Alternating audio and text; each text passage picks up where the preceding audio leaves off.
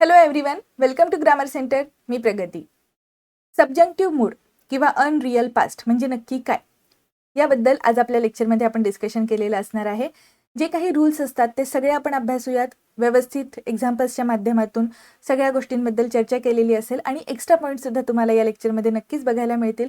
त्यामुळे लेक्चर शेवटपर्यंत नक्की बघा आणि जिथे महत्त्वाचं वाटतं तिथे नोट्स काढायला विसरू नका. आजच्या लेक्चरला सुरुवात करूया. जनरली आपण ज्यावेळेस कम्युनिकेशन करत असतो किंवा आपण कधीही कुठलीही एखादी भाषा बोलत असतो स्वतःला व्यक्त करत असताना, त्यावेळेस सगळं असंच होईल असं नसतं. ठीक आहे, काही गोष्टी असतात की ज्या करायच्या राहून गेलेल्या असतात, काही घडायच्या राहिलेल्या असतात किंवा आपल्याला असं वाटतं की आत्ता हे झालं नसतं तर बरं झालं असतं. या सगळ्याबद्दल ज्यावेळेस आपल्याला इंग्लिशमध्ये बोलायचं असतं तिथे आपण अनरिअल पास्ट किंवा सबजंक्टिव्ह मूडचा वापर करत असतो. हे कधी वापरायचं असतं त्याबद्दलचे रूल्स वाचूयात. A wish, a regret, unlikely condition and contrary to fact statements are expressed in subjunctive mood.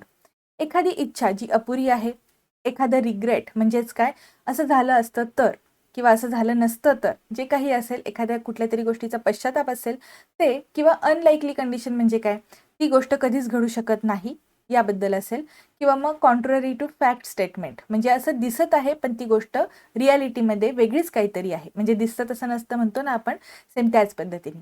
या सगळ्या गोष्टींना ज्यावेळेस आपण एक्सप्रेस करत असतो, अशा संबंधात आपण काहीतरी व्यक्त करत असेल स्वतःला, तर तिथे सबजंक्टिव्ह मूडचा वापर करायचा असतो.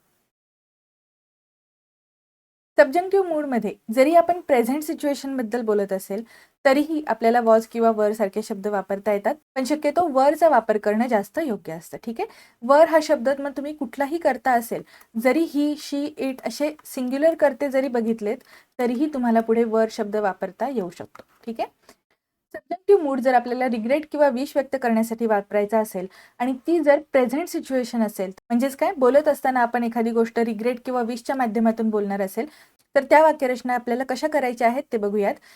एक्झाम्पल बघूयात. I wish I had a house of my own now. या वाक्यात तुम्ही बघितलं तर नाव हा शब्द वापरलेला आहे, पण आपण हे कसं वापरलेलं आहे, पास्ट मधलं वापरलंय. हॅड म्हणजे असणे या अर्थाने आपण इथे V2 फॉर्म वापरलेला आहे. पण हे का वापरलं, कारण आपण विश व्यक्त करत आहोत. खेद आहे की माझ्याकडे ही गोष्ट आत्ता नाही. आपल्याकडे एखादी गोष्ट नसते, मग आपल्याला असं वाटतं की अरे आत्ता मला हे असायला पाहिजे होतं. त्या सिच्युएशनमध्ये आपण सबजंक्टिव्ह मूडचा वापर करत असतो. जरी आपण प्रेझेंट सिच्युएशनबद्दल बोलत असू तरीही त्याचा अर्थ काय आहे की माझ्याकडे ही गोष्ट आत्ता नाही. ओके, म्हणजे आपण समजा एखाद्या मित्राकडे किंवा मैत्रिणीकडे गाडी मागितली असेल आणि त्यांनी द्यायला नकार दिला, तर आपल्याला काय वाटतं, आत्ता माझी स्वतःची गाडी असायला पाहिजे होती असं आपण म्हणतो. मग इथे सुद्धा मराठी वाक्यात सुद्धा आपण असायला पाहिजे होतं म्हणतो, याचाच अर्थ आपण पास्ट टेन्स बद्दलच बोलत असतो. ठीक आहे, त्यामुळे हा आहे सबजंक्टिव्ह मूड आणि यालाच अनरिअल पास्ट सुद्धा म्हटलं जातं. नेक्स्ट एक्झाम्पल बघा. I wish I were rich now. या वाक्याचा अर्थ काय आहे, मी आता श्रीमंत असायला पाहिजे होतं.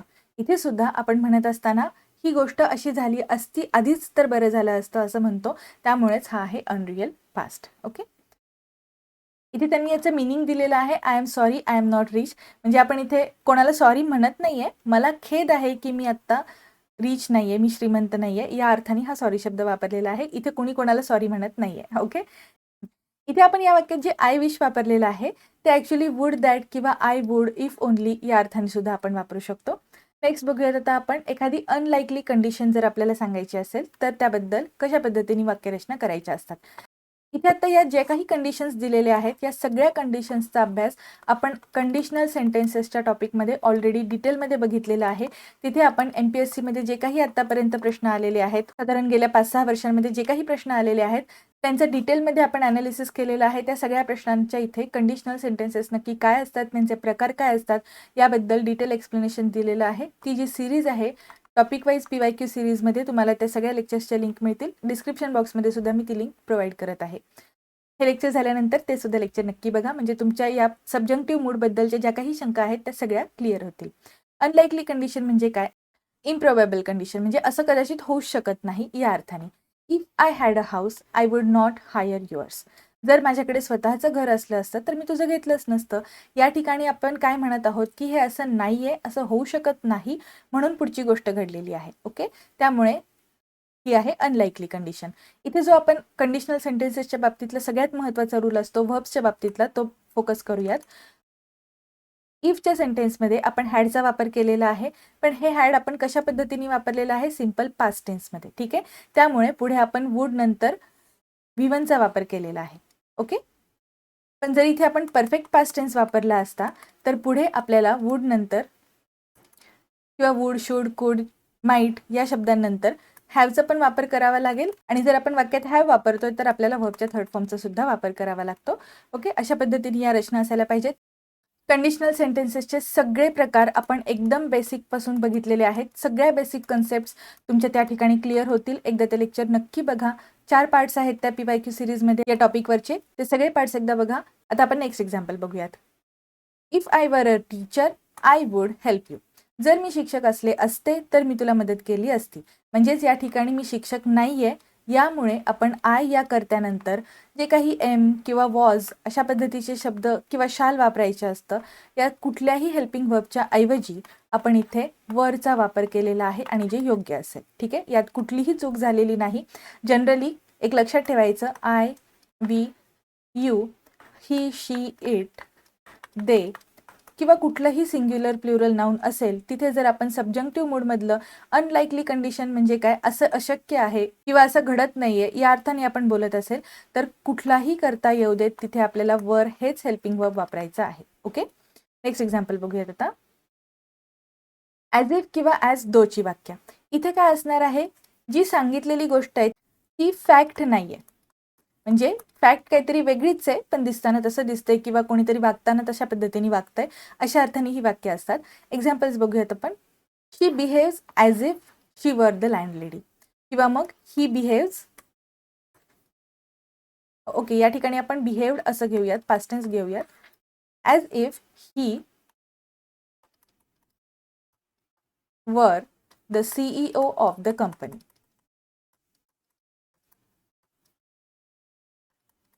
या दोन्ही वाक्यांमध्ये आपण काय बघत आहोत की ती अशी वागते जसं काही ती लँडलेडी आहे किंवा ती स्वतःच घरमालकीण आहे.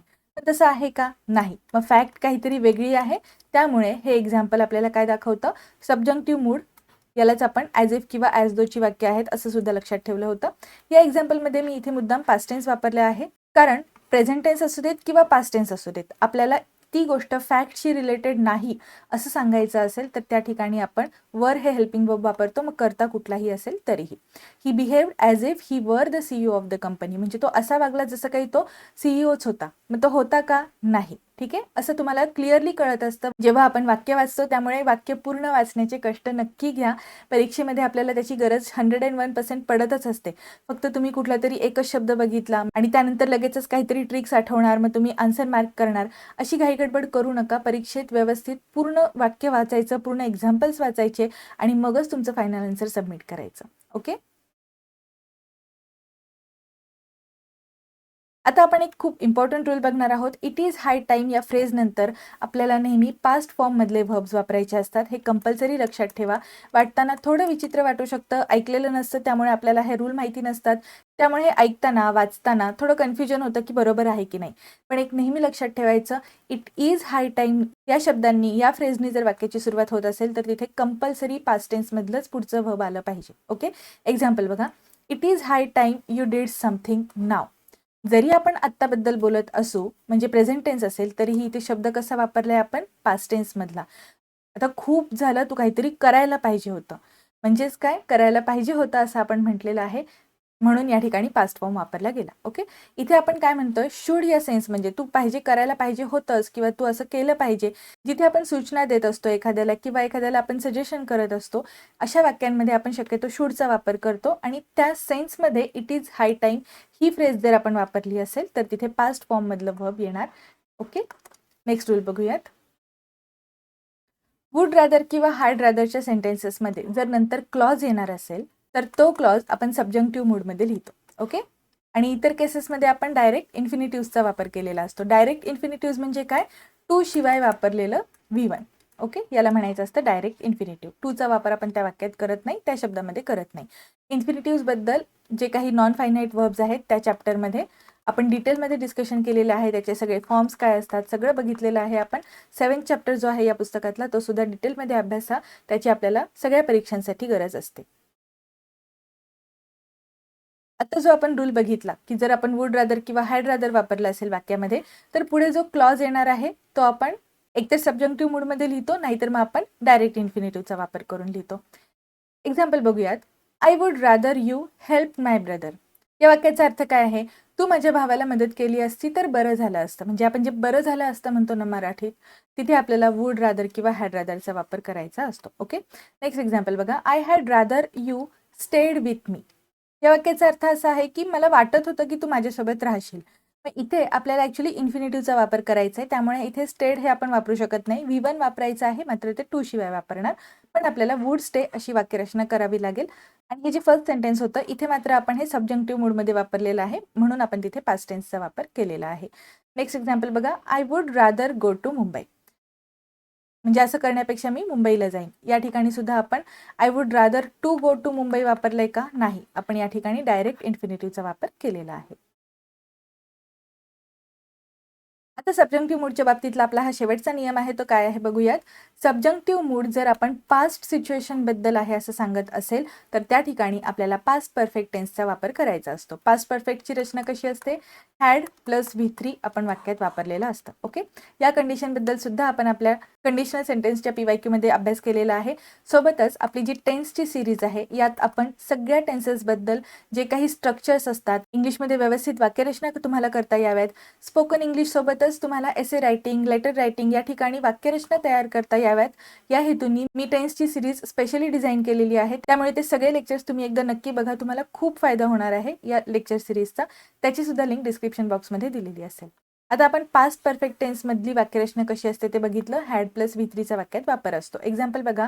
I wish I had had a gun then.